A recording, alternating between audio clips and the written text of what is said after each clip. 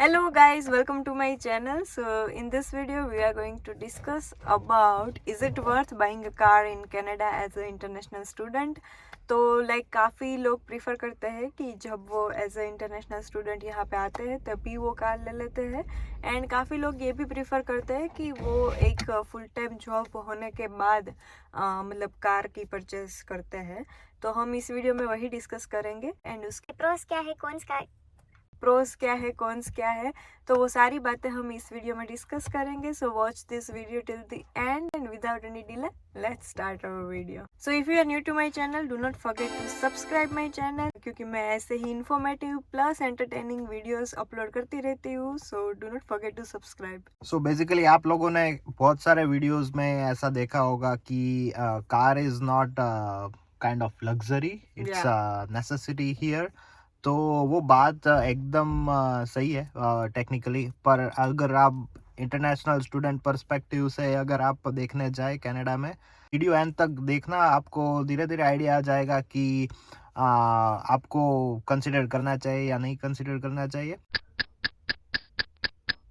अगर आप as an international student यहाँ पे आते हो तो ऑब्वियसली पढ़ाई मेन प्रायोरिटी होती है, और अगर आपको पार्ट टाइम जॉब करनी है तो ऑफ कोर्स मोस्ट ज़्यादातर स्टूडेंट्स करते हैं, तो जॉब फाइंड करना और वो सब भी मेन प्रायोरिटी में चलता है। उसके साथ साथ आप सबको पता है कि हाउसिंग क्राइसिस कनाडा में चल रहा है। इसका मतलब यह है कि लोग बहुत ज़्यादा है, specifically in Toronto and GTA side, और नंबर ऑफ हाउसेस और एरिया बहुत कम है, तो ऑब्वियसली रेंट के प्राइस बहुत ही ज़्यादा हाई चले गए हैं। इसी पर कोई इट्स वेरी स्ट्रेंज कि कोई बात नहीं करता हाउसिंग क्राइसिस के अलावा भी। I would say car market में भी बहुत बड़ा क्राइसिस चल रहा है। उसका रीज़न ये है कि जब मैं आया था दिसंबर 2021 में, तब जब यूज्ड कार का जो मार्केट था वो बहुत ही अच्छा था। मतलब बेसिकली आपको 5-6 हज़ार 7 हज़ार में भी अच्छी वाली गाड़ी मिल जाती थी। पर अभी क्या सीन है कि अगर आपको ऐसी कार ढूंढनी है तो बहुत ही डिफ़िकल्ट है, और बहुत ही मतलब ऐसे चली जाती है कि आपको पता भी नहीं चलता। कोई ऐसा कैश में डील हो जाती है, मतलब ऐसा आता है कि लिस्ट हुई कार और 2-3 घंटे में डायरेक्ट सोल्ड आउट हो जाती है। तो ऐसा सीन क्यों है? फर्स्ट ऑफ ऑल, मतलब यहाँ पे कनाडा में ऐसा कल्चर है कि यहाँ के लोग बेसिकली कार स्विच करना बहुत प्रीफर करते हैं। कि मतलब 3 या 4 साल किसी कार को ड्राइव किया, 2 साल ऐसे भी ड्राइव किया, फिर भी दे कंसिडर सेलिंग। इसको बोलते हैं ट्रेड इन, कि एक कार वो बेच देते हैं और उसके बदले में नई कार परचेज करते हैं। बेसिकली नई भी नहीं कर लेते, वो भी पुराने में से ही उठाते हैं। ओके। तो उसी वजह से इसका मार्केट बहुत बड़ा था, पर due to obviously COVID and everything, मतलब इसमें काफ़ी शॉर्टेज चल रही थी ओवरऑल मैन्युफैक्चरिंग में, और उसी वजह से हम देख सकते हैं कि जो यूज्ड कार का मार्केट है वो बहुत ओवर प्राइस्ड हो गया। मतलब जो कार आपको $6,000-7,000 में मिल जाती थी, उसके यू हैव टू पे 10-12,000।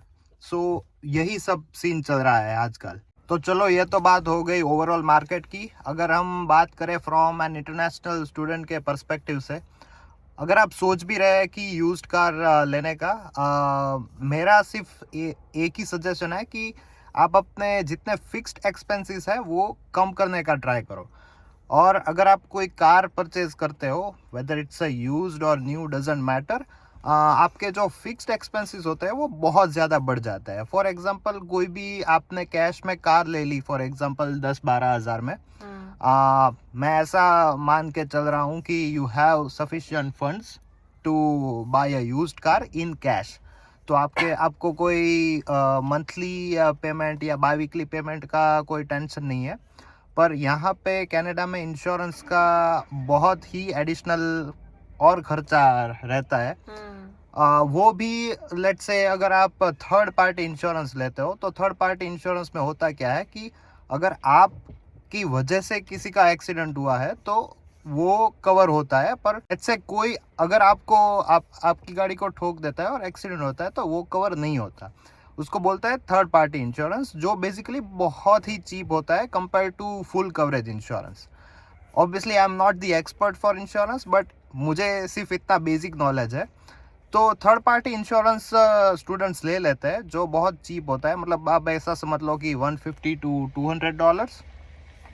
और उसके साथ आप पकड़ लो 250, मतलब $150 to $200 फॉर गैस। फिर भी आप मोटा मोटा कंसिडर कर लो कि आपने 10-12 हज़ार की कैश में कार ले ली, and at the same time आपके $500-600 फिक्स्ड एक्सपेंस का चला गया सिर्फ कार के लिए। तो एज अ स्टूडेंट ये सब चीज़ें, मतलब मैं मेरे नज़रिए से देखने जाऊँ तो मेरे लिए ये बहुत बड़ा एक्सपेंस है, क्योंकि फिक्स्ड एक्सपेंस में बहुत कुछ ऐड हो गया। मतलब रेंट तो है ही, ग्रोसरी है, मोबाइल बिल है, और ये मतलब चौथा कार आ गया। तो मेरा सेविंग करने का जो प्लान था वो सब कुछ हिल जाता है। और कार, ऐसा भी लोग बोलते हैं कि कार अपना खर्चा निकाल लेती है। हाँ, वो that is 100% true only if you are investing that much of time for like Uber and मतलब डिलीवरीज और वो सब में, फूड डिलीवरी और वो सब में। पर एट द सेम टाइम मेरा थोड़ा डिफरेंट माइंडसेट है। पर फिर भी अगर आप ऐसा सोचने जाए तो आपको डिलीवरी में कितना मिलेगा, कि मतलब ऑन एन एवरेज कितना रहता है, क्योंकि उसमें भी बहुत सारे लोग अब आ गए, क्योंकि जॉब्स ओवरऑल बहुत कम है। तो there are many people doing the same thing. तो मतलब अगर आप प्रैक्टिकल फाइनेंशियल वे से सोचने जाए तो buying a car as an international student in Canada, it's like one of the, I would say, worst decision you can take, because आपका पहली बात तो ये है कि सेविंग्स पूरा ख़त्म हो जाता है, और आपको सेविंग्स करने के लिए बहुत सारे you have to work a lot, और you end up compromising on your studies, जिसके लिए आप यहाँ पे आए हो। मतलब अगर अच्छा कुछ पढ़ोगे then you will get some level of decent job. So इसीलिए मैं ऐसा प्रेफर करता हूँ कि you buy a car, whether it's used और new, doesn't matter, when you apply for a work permit. तो अगर आप फुल टाइम काम कर रहे हो, and if you have a car, it is beneficial, because अगर आपको कहीं और दूसरे सिटी में जॉब मिल रही है, तो इफ़ यू से कि भाई मेरे पास कार नहीं है, then the chances are very thin कि they will give you a priority. पर अगर आप कहते हो कि भाई मेरे पास कार है, मैं मूव होने के लिए तैयार हूँ, देन आपका बहुत चांस बढ़ जाता है। तो इसी वजह से आई वुड प्रीफर कि वर्क परमिट पे आ जाओ, और तब आप कार कंसिडर कर लो, यूज्ड और न्यू। तो गाइज अभी हम बात करते हैं न्यू कार की, जो कि बहुत ही मतलब फैंसी, और ऐसे टर्म्स में मैंने बहुत सारे यूट्यूब में वीडियोस देखे हैं। पर ऑफ कोर्स कैमरे में बहुत कुछ अच्छा दिखता है, पर financially buying a new car is one kind of nightmare. क्योंकि अगर आप देखने जाए तो as I said from the like beginning of the video, कि भाई आपको फोकस करना है अपने फिक्स्ड एक्सपेंस को कम करने के लिए। पर अगर आप कार नहीं लेते हो तो for example insurance, gas, third thing that will be added is of course your monthly instalment for car loan. इस वीडियो के फॉर एग्जांपल एक्सप्लेनेटरी केस के लिए फॉर एग्जांपल मैं लेके चलता हूँ कि $400 कंजर्वेटिव फिगर है, बहुत कंजर्वेटिव फिगर है। $400 पर मंथ तो कुछ भी नहीं है कार का EMI।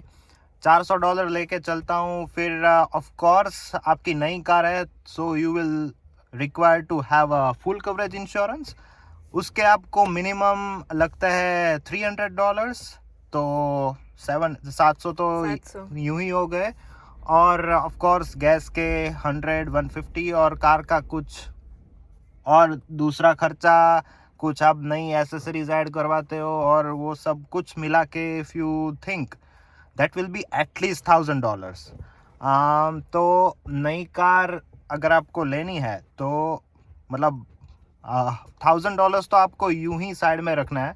अगर आप सिंगल हो देन, और अगर आपका रेंट अराउंड 500-600 है, in this case it is still worth to have a car, क्योंकि कार से बहुत कुछ ज़्यादा बेनिफिट भी है, क्योंकि आपको कंफर्ट मिलता है, लग्जरी है, लग्जरी तो नहीं है पर of course it is way way way better than travelling with बस, ओ या जो कि हमने हम एक्सपीरियंस लोगों किया ने है। एक्सपीरियंस किया है या पर हाँ, मतलब if you think from financial perspective, मतलब $1,000 per month is nothing for a car.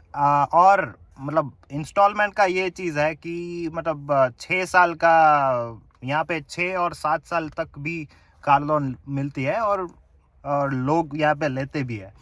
तो 6-7 साल तक आप हो गए, मतलब आपका शादी शादी शादी हो गई कार के साथ।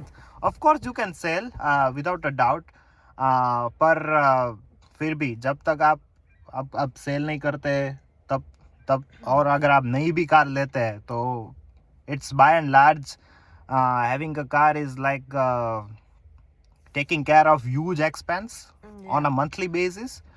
और लोन भी 6-7 साल तक चलती है, तो मतलब ऐसा भी नहीं है कि 2 साल तक लोन है ख़त्म कर दी और उसके बाद आपको लाइक मंथली खर्चा नहीं देना है।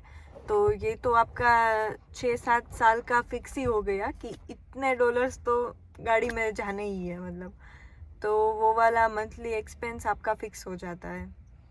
हाँ, तो बस वही है कि मतलब लोग ऐसा सोचते हैं कि for example like $250 $300 by weekly में क्या ही जाता है, ऐसा सोचते हैं लोग। पर अगर आप लॉन्ग टर्म पर्सपेक्टिव से सोचें कि मतलब 5 साल 6 साल में at the end of those years how much you will end up paying, it becomes a huge amount. So it's totally up to you. बहुत सारे लोग मैंने देखे हैं कि वो लोग नई कार प्रीफर करते हैं, क्योंकि दे थिंक दैट कि भाई नई कार में मेंटेनेंस कम होता है, विच इज़ एब्सोल्युटली ट्रू। बहुत कुछ कंपनीज के द्वारा कंपनीज प्रोवाइड इन केस अगर कुछ होता है, which is absolutely true. But what I would suggest is at least $2-3 हज़ार का fund you can put aside just in case अगर कार में कुछ इमरजेंसी आती है, you can use those funds. और used car you can take up to like around 15,000, and by and large मेरा तो ये ओपिनियन है। if you have any suggestions feel free to throw। नहीं, मतलब मेरा भी यही सोचना है कि नो डाउट अगर आप बहुत अच्छा अर्न कर रहे हो, अगर आपकी सेविंग पर्टिकुलर अमाउंट, मतलब जितना भी आपका टारगेट है कि भाई इतनी सेविंग होनी चाहिए, अगर इतनी सेविंग हो रही है एंड उसके बाद भी अगर आपके पास, जैसा कि अनुज ने कहा कि $1,000 या फिर उसके अराउंड जितना भी नई गाड़ी का होता है, if you are ready to take that risk then go ahead with new one. But अगर आपका फोकस सेविंग पे है एंड अगर आपको पता है कि सेविंग नई गाड़ी में लूँगा या लूँगी तो इतना नहीं होगा, तो I would not prefer a new car. क्योंकि यहाँ पे अगर रहना है तो ऑब्वियसली हम लोग सेविंग करना तो मतलब प्रायोरिटी में ही रहता है। तो आप अपने खर्चे के हिसाब से, आपके पास आपकी सैलरी के हिसाब से आप कंसिडर कर सकते हैं। बट हाँ, मतलब हमारा तो यही है कि भाई यूज्ड कार पहले लेते हैं, क्योंकि यूज्ड कार में भी काफ़ी अच्छी अच्छी कंडीशन में मिल सकती है एंड वो आराम से 4-5 साल या उससे ज़्यादा चल Exactly. सकती है। तो फिर मतलब क्यों नहीं लेनी है, क्यों नहीं लेनी है। हाँ, मतलब ये तो हमारा ओपिनियन होगा, बाकी तो आपके ऊपर है, आप अपने हिसाब से देख सकते हैं। लेकिन और इसमें अपना ओपिनियन कमेंट में शेयर करो ओ इफ या क्योंकि बहुत सारे लोगों के डिफरेंट डिफरेंट पर्सपेक्टिव होता है। So obviously we would love to hear those opinions, हाँ बिकॉज हमारे लिए भी ऑफ कोर्स ये सब चीज़ें हेल्पफुल है। हाँ, सबको सबको मतलब हेल्पफुल होगी। अगर कुछ नई चीज़ है तो हमको भी पता चलेगी। So exactly. We would love to hear from you. And हाँ, हम लोगों ने गाड़ी के ऊपर, लाइक हमारी जब हम लोगों ने गाड़ी ली थी तो हमने उसके ऊपर वीडियो बनाया था, तो उसकी लिंक मैं डिस्क्रिप्शन बॉक्स में डाल दूँगी, so you can check it out from there. And also इसके बाद शायद हम लोग एक गाड़ी के ऊपर पूरा ही वीडियो बनाने वाले हैं कि लाइक हमारा खर्चा, इंश्योरेंस, सब कुछ ही हम डिटेल में शेयर करेंगे। सो उसके लिए चैनल को सब्सक्राइब कर देना ताकि आपको नोटिफिकेशन मिल जाए। And yeah that's all for this video. Yes Done? Absolutely. Yeah. So that's all for today's video. I hope आप लोगों को हेल्पफुल हुआ होगा. And if you are new to my channel, do not forget to subscribe my channel. And I will see you in the next one. Bye bye.